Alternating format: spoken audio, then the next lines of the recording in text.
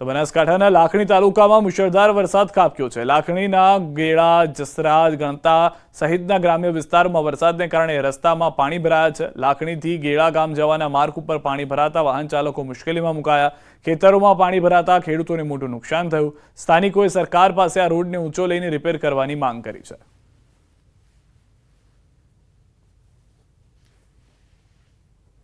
વરસાદ આવે ત્યારે મુશ્કેલી પડે છે, એટલે કોઈ સરકાર આટલો નિર્ણય લે તો સારું છે। કોઈ સાધનને તકલીફ ના પડે આવવાવાળાને બધાને, એટલે કોઈ દરેક કલાકે સાધન હોય આવવા માટે ખૂબ આવે છે એના માટે। બનાસકાંઠા જિલ્લાના લાખણીમાં માત્ર 2 ઇંચ વરસાદની અંદર જ જે ગેળાથી લાખણીને જોડતો જે મુખ્ય રસ્તો છે તેના પર પાણી ભરાયા છે। આપ દ્રશ્યોમાં જોઈ શકો છો કે જ્યારે લાખણીમાં વરસાદ થાય છે ત્યારે લાખણીથી ગેળાને જોડતો જે મુખ્ય માર્ગ છે તેના પર વરસાદી પાણી ભરાઈ જતા મુશ્કેલીનો સામનો કરવો પડતો હોય છે રાહદારીઓને તેમજ વાહન ચાલકોને। અત્યારે હવે પાણી ઓસરવાના શરૂ થતાં રસ્તો ફરી શરૂ થયો છે। આ બાજુમાં જે ખેતરો આવેલા છે તે ખેતરોમાં પણ આપને દ્રશ્યો બતાવીશ કે જે ખેતરો છે તે ખેતરો પણ અત્યારે સ્વિમિંગ પુલ બનેલા જોવા મળી રહ્યા છે। ખેતરોમાં પાણી ભરાઈ જવાના લીધે જે ખેડૂતોએ જે પાક વાવ્યો હતો તે પાક પણ અત્યારે પાણીમાં ગરકાવ થઈ ગયો છે। મહામૂલા જે મહેનત કરીને ખેડૂતોએ ખાતર અને બિયારણ લાવીને આ જે પાકનું વાવેતર કર્યું હતું કે સારો વરસાદ આવશે અને સારી સિઝન જશે, પરંતુ અત્યારે ખેતરો જે સ્વિમિંગ પુલ બની ગયા છે અને ખેતરો સ્વિમિંગ પુલ બની જતા અત્યારે જે ખેડૂતો છે તે પણ મુશ્કેલીમાં મુકાયા છે। કિશોર તુવર, ન્યૂઝ 18 ગુજરાતી, બનાસકાંઠા। તો બનાસકાંઠા જિલ્લાના ભાભરમાં સતત બીજા દિવસે પણ ધોધમાર વરસાદ ખાબક્યો છે। ભાભરમાં 2 કલાકમાં 2 ઇંચ વરસાદ પડ્યો છે। શહેરમાં જ્યાં જુઓ ત્યાં પાણીનું સામ્રાજ્ય છવાયું છે। હાઈવે સહિત બજારોમાં વરસાદી પાણી વહેતા થયા। ધોધમાર વરસાદને કારણે જનજીવન પ્રભાવિત થયું।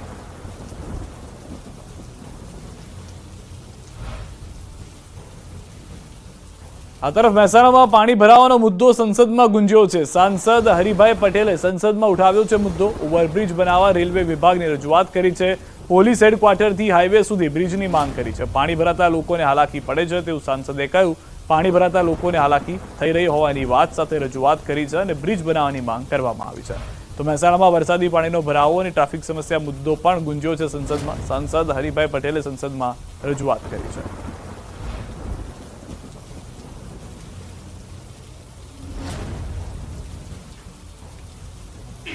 मरीजों को अस्पताल पहुंचाने में बहुत मुश्किल होती है। अतः मेरा आपके माध्यम से माननीय रेल मंत्री जी से आग्रह है कि उक्त रेल ओवरब्रिज को जल्द से जल्द बनाया जाए। નર્મદાથી સમાચાર। કરજણ ડેમમાં નવા નીરની આવક થઈ છે। ઉપરવાસમાંથી 3487 ક્યુસેક પાણીની આવક। કરજણ ડેમના 2 દરવાજા 0.40 મીટર સુધી ખોલાયા છે। ડેમની જળ સપાટી 107.37 મીટર નોંધાઈ છે, જ્યારે કરજણ ડેમની ભયજનક સપાટી 116.11 મીટર પહોંચી છે। કરજણ ડેમ 62% હાલ ભરેલો છે। નદી કાંઠાના ગામોને સાવચેત રહેવા સૂચના અપાઈ છે।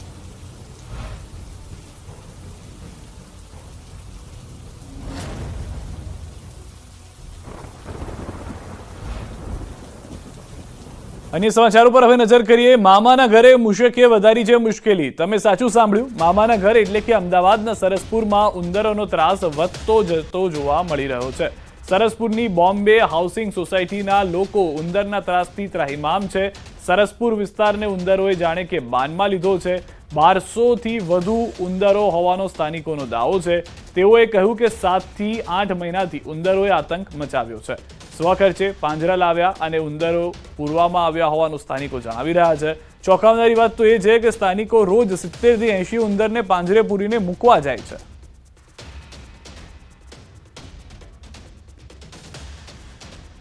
સરસપુર વિસ્તારને ઉંદરોએ બાનમાં લીધું છે, ત્યાં સુધી કે લોકોનું જીવવું મુશ્કેલ પડી ગયું છે।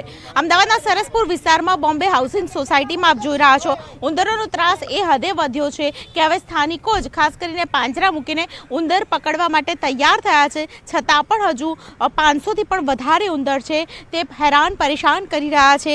કોર્પોરેશને સતત જાણ કરી છે, છતાં પણ કોઈ પણ પ્રકારના પગલાં નથી લેવામાં આવ્યા। સ્થાનિકો છે તેમની સાથે વાત કરીશું। ભાઈ, શું નામ છે અને આ ત્રાસ કેટલા સમયથી? મારું નામ સંજયસિંહ છે મેડમ। આ ત્રાસ અમે છેલ્લા 7 થી 8 મહિનાથી ભોગવીએ છીએ। અહીંના સ્થાનિક ધારાસભ્ય અને કોર્પોરેશનને અમે લોકો 7 મહિનાથી રજૂઆત કરીએ છીએ કે સાહેબ અમારે ત્યાં ઉંદરડાનો ઘણો બધો ત્રાસ છે। 5 તારીખે અહીંયા આગળ વૃક્ષારોપણના કાર્યક્રમમાં આવ્યા હતા, ત્યારે રૂબરૂ અમારા અહીંના જે સ્થાનિક લેડીઝોએ બધાએ એમણે જાણ કરી હતી, રૂબરૂ બતાવ્યું હતું. ત્યારે એ ટાઈમમાં અહીંના સ્થાનિક ધારાસભ્ય અને કોર્પોરેટરશ્રીએ એવું કીધેલું કે અમે તમારી માટે અહીંયા ખાટલા ડાળીને બેસી રહીએ કે તમારા માટે ખાટલા ડાળીને સૂઈ રહીએ કે, અને એ કંઈ અહીંથી જતા રહ્યા હતા. એ પછી આજે એ વાતને આ વાતને 1 મહિનો થઈ ગયો, પણ અત્યાર સુધી ના સ્થાનિક ધારાસભ્ય આવ્યા, ના કોર્પોરેટરશ્રી આવ્યા, ના અહીંયા કોઈ પગલાં લેવામાં આવ્યા. છેલ્લે અમે લોકોએ આજુબાજુના તમામ રહીશોએ પૈસા ઉઘરાવીને સ્વખર્ચે 1000 રૂપિયાના પાંજરા તૈયાર કર્યા, અને સ્વખર્ચે અત્યારે આ ઉંદેડા પકડીને અમે જાતે એને મૂકવા જઈએ છીએ. કેટલે દૂર મૂકવા જાવ છો ને આ પરિસ્થિતિમાં? રોજ કેટલા ઉંદર છોડવા પડે છે? રોજ અહીંથી અમે લોકો 60 થી 70 ઉંદર મૂકવા માટે જઈએ છીએ, અને અહીંથી 4 કિલોમીટર દૂર અમે ઉંદર છોડવા જઈએ છીએ, એ બી સ્વખર્ચે જઈએ છીએ. તો ઉંદરોના ત્રાસથી ત્રાહિમામ પોકારી ઉઠેલા સરસપુર વાસીઓએ ચોંકાવનારો દાવો કર્યો. તેઓ કહે છે કે ઘરની વસ્તુઓ કોતરી ખાય છે. સોફા, સાબુ, ઘરવખરી કોતરી ખાધી. માણસ કરતાં પણ ઉંદર વધુ છે. છોકરાઓ રમી શકતા નથી, વૃદ્ધ બેસી શકતા નથી, વાહનોને પણ નુકસાન પહોંચાડ્યું છે. બીમાર લોકો માટે ઉંદર ત્રાસદાયક છે.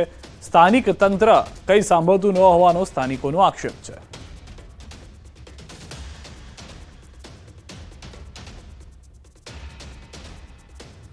બહુ જ પરેશાન. લાટના, વેલણ, ડબ્બા, નાસ્તાના, ખાટલા, દોરીઓ, કપડાં કતરી કાઢે, તિજોરીમાં કપડાં કતરી કાઢે છે. ઘરમાં પણ આવે? ઘરમાં બી આવે છે. બહુ નુકસાન બહુ કરે છે બેન.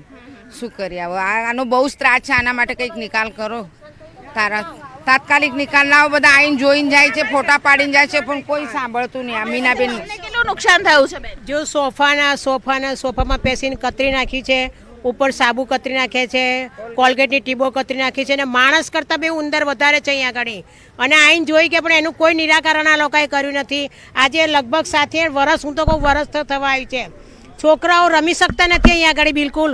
વૃદ્ધ બેસી શકતા નથી અહીંયા આગળ. એક બે મેડમના ઘરમાં 37 ઉંદેડા બિચારા પકડ્યા. એમના સસરા લકવાવાળા છે, એની પર ચડી જાય તેમને બહાર બેસાડી નવડા પડે છે. લકવાગ્રસ્તવાળા સસરા છે એમને. એટલે આનું કંઈક પગલાં આગળ નિર્ણય લો તમે.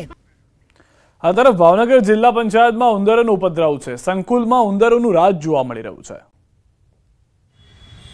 મોટાભાગે ઉંદર સહિતના જીવજંતુઓનો ઉપદ્રવ ગામડાઓમાં જોવા મળતો હોય છે, પરંતુ ઉંદરોના ટોળાના આ દ્રશ્યો ચોંકાવનારા છે.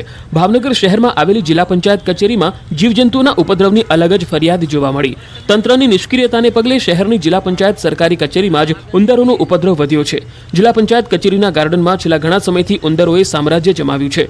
ગાર્ડનમાં હજારોની સંખ્યામાં ઉંદરો મુક્તપણે વિચરણ કરી રહ્યા છે. આ ગાર્ડનમાં મોટી સંખ્યામાં ઉંદરોએ દર બનાવ્યા છે. ઉંદરો ગાર્ડનમાં સ્થિત વૃક્ષો, છોડવાઓનું નિકંદન કાઢી રહ્યા છે. દિન પ્રતિદિન વધી રહેલી ઉંદરોની સંખ્યા ખરેખર ચિંતાનો વિષય બન્યો છે. આ ઉંદરો ધીમે ધીમે કચેરીમાં પણ ઘૂસી વ્યાપક નુકસાન પહોંચાડી રહ્યા છે. હાલ રોકાઈશું વિરામ માટે. આપ જોડાયેલા રહો ગુજરાતની number 1 news channel news 18 Gujarati સાથે.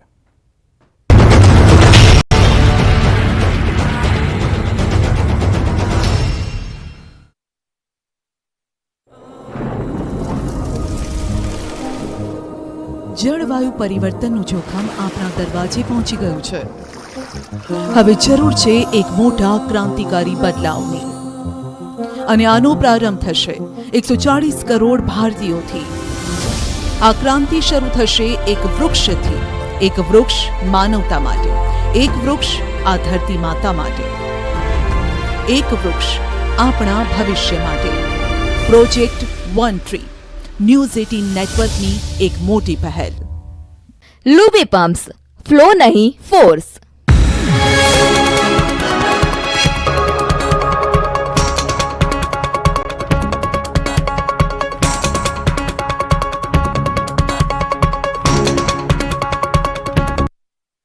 લુબી પમ્પ્સ, ફ્લો નહીં ફોર્સ.